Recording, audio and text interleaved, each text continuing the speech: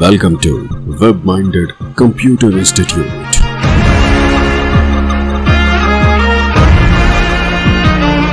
Then like, subscribe and share. इसके पश्चात हम कुछ फार्मूले जो हमारे पास अवेलेबल हैं उनकी जानकारी ले लेते हैं कि किस प्रकार हम उसका प्रयोग कर सकते हैं। देखिए, यहाँ मैं एक टेबल के साथ एग्जाम्पल के रूप में समझ लेता हूँ। मेरे पास किसी क्लास के बच्चों का डेटा है, अजय, विजय, सुमित और रवि, जिनके रोल नंबर दिए गए हैं। यहाँ मेरे पास मैथमेटिक्स, साइंस और इंग्लिश के नंबर उपलब्ध हैं। मैं इनका टोटल करना चाहता हूँ, इनका एवरेज, इनमें से कौन सा सब्जेक्ट में उसके नंबर कम हैं और किस सब्जेक्ट में सबसे ज़्यादा नंबर हैं, तो ये जानकारी मैं चाहता हूँ। इसके लिए मैं सबसे पहले टोटल सेल पे क्लिक करूँगा और अब की बार मैं इंसर्ट फंक्शन के साथ ऑटो सम का प्रयोग भी कर सकता हूँ। यहाँ कॉर्नर पे क्लिक करूँगा मैं, जैसे सम पे क्लिक करूँगा, देखिए मेरे पास जब मैंने यहाँ क्लिक किया था तो काफ़ी सारे फंक्शन अवेलेबल हो गए थे। इसमें सबसे पहले वाला फंक्शन मैंने क्लिक किया है। जैसे ही मैंने फंक्शन क्लिक किया है, यदि आप ध्यान दें इसमें, तो इसने एक रेंज पिक कर ली थी। यहाँ एक समस्या है कि इसने खुद रेंज डिसाइड कर ली है, जिसमें कि रोल नंबर को भी शामिल कर लिया है। और मेरा जो टोटल है उसमें रोल नंबर का महत्व नहीं है, उसमें मुझे मैथ, साइंस और इंग्लिश के नंबर ही जोड़ने हैं, जबकि इसने साथ में रोल नंबर को भी ऐड कर लिया है। इसलिए ये टोटल गलत प्रदान करेगा। तो इसलिए मैं क्या करता हूँ, ये वाला टोटल डिलीट कर देता हूँ। एक बार फिर से ऑटो सम के कॉर्नर पॉइंट पे क्लिक करें, सम पे क्लिक करें। देखिए, जब इस रेंज को सिलेक्ट करता है एक्सेल, तो आप यहाँ से अपनी रेंज को दोबारा स्पेसिफाई कर दें, जो कि मेरी 3 सब्जेक्ट तक ही है। जैसे ही मैं रेंज स्पेसिफाई करके एंटर करता हूँ, मेरा आउटपुट मेरे पास अवेलेबल हो जाता है। किसी भी फार्मूला के बाद लिए गए आंसर को अगर आप नीचे के सेल्स में कॉपी करना चाहते हैं, या फिर नीचे के सेल्स में अगर आप उस फार्मूला का फिर से अप्लाई करना चाहते हैं, तो माउस बिल्कुल ये जो बिंदु दिखाई दे रहा है कॉर्नर पे, इस पे माउस लेके जाएं तो बिल्कुल प्लस का निशान बिल्कुल पतला सा हो जाएगा। अब आपके पास 2 ऑप्शन है। आप लेफ्ट क्लिक दबा के इसको नीचे की तरफ खींचें, देखिए, जिसको हम ड्रैग कहते हैं, एक तरह से ड्रैग कीजिए इसे, तो आपके पास आंसर उपलब्ध हो जाएगा। इसके अलावा आपके पास दूसरा तरीका भी है, एक्सेल का स्मार्ट वे। आप केवल कॉर्नर पे जब पतला प्लस का निशान हो जाएगा, डबल क्लिक कर दीजिए, आपके पास टोटल खुद ब खुद नीचे तक अवेलेबल हो जाएगा। यदि आप यहाँ ध्यान दें तो पहला जो सम है वो C2 से E2 है, दूसरा जो सम है वो C3 से E3 है। खुद ही उसने रेफरेंस चेंज कर लिया है, यानी कि खुद ही उसने सेल को चेंज कर लिया है।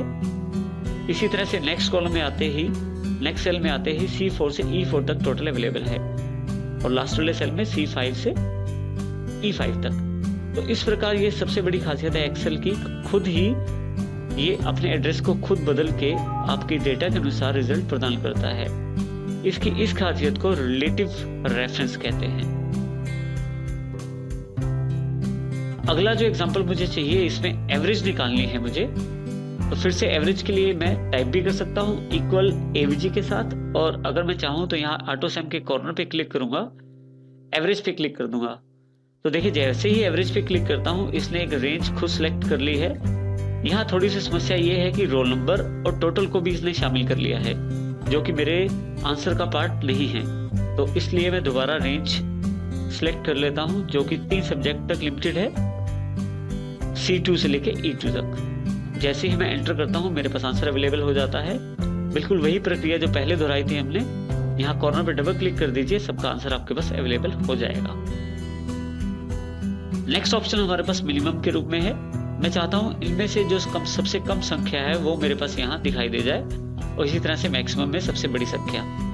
मिनिमम के लिए मैं ऑटो सम में जाके मिनिमम पे क्लिक कर सकता हूँ, लेकिन अब की बार यहाँ से फंक्शन ना चूज करके मैं इंसर्ट फंक्शन पे जाता हूँ। यहाँ से मिनिमम फंक्शन यूज करना चाहता हूँ, तो इसके लिए मैं ऑल पे क्लिक कर लेता हूँ। M जैसे ही मैं प्रेस करता हूँ अपने कीबोर्ड पे, तो देखिए काफी सारे फंक्शन जो M से स्टार्ट हैं वो सिलेक्ट कर लिए इसने। तो इसमें से मेरा जो फंक्शन है वो मिनिमम है, तो मिनिमम फंक्शन को क्लिक करके मैं ओके कर लेता हूँ। देखिए, यहाँ पे अभी तक इसने सिर्फ एक सेल को सिलेक्ट करके उसका आउटपुट दिया है। मैं चाहता हूँ कि ये 3 सेल्स के आधार पे आंसर दे। इन तीनों सेल्स को मैं सिलेक्ट कर लेता हूँ दोबारा। जब आप सिलेक्शन करते हैं तो बॉक्स अपने आप को छोटा कर लेता है और जैसे ही आप छोड़ते हैं तो बॉक्स फिर से बड़ा हो जाता है। इंसर्ट फंक्शन के साथ इस तरह से फार्मूला लगाने का सबसे बड़ा महत्व या सबसे बड़ा उपयोग ये है कि इसमें आपको आंसर साथ के साथ पता लग जाता है। जैसे यहाँ पे 41 आपको आंसर दिखाया जा रहा है। जैसे ही आप ओके करते हैं फिर से आंसर अवेलेबल हो गया जो कि मिनिमम नंबर है। यहाँ डबल क्लिक कीजिए तो देखिए आपके पास सभी सीरीज में नंबर जो मिनिमम है अवेलेबल हो गए हैं। इसी तरह से अब की बार हम मैक्सिमम का प्रयोग करना चाहते हैं। इंसर्ट फंक्शन पे फिर से जाएंगे।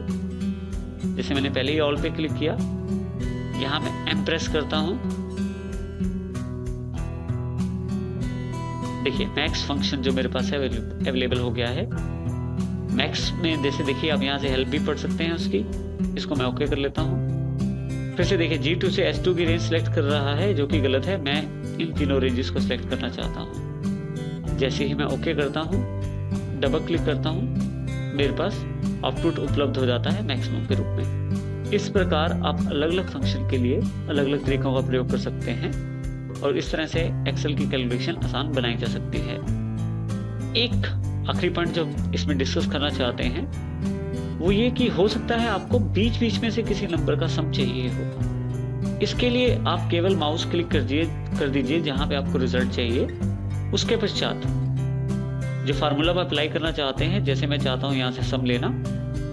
अब इसने एक रेंज अपने हिसाब से सेट कर ली है लेकिन हमें इस रेंज को नहीं लेना है। लेकिन जो आपको लेना है उस सेल पे जाके आप पहले कंट्रोल दबा लीजिए, फिर उस सेल पे आप माउस का क्लिक कीजिए। देखिए जिस सेल पे मैं क्लिक करूंगा कंट्रोल के साथ उस सेल को सिलेक्ट कर लेगा और जिस सेल को सिलेक्ट किया हुआ है उन सेल्स का टोटल ये सिलेक्ट आपके पास कर लेगा। अगर आपको कोई सेल नहीं चाहिए तो आप यहां से इसे डिलीट भी कर सकते हैं।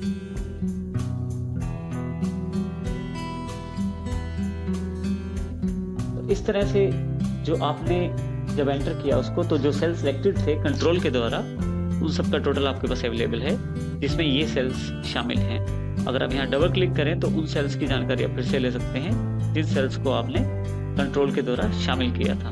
अगर फिर से आप फार्मूला में कुछ बदलाव चाहते हैं तो उसके लिए आप जिन सेल्स को नहीं चाहते उनको आप डिलीट कर दीजिए और दोबारा एंटर प्रेस कर दीजिए।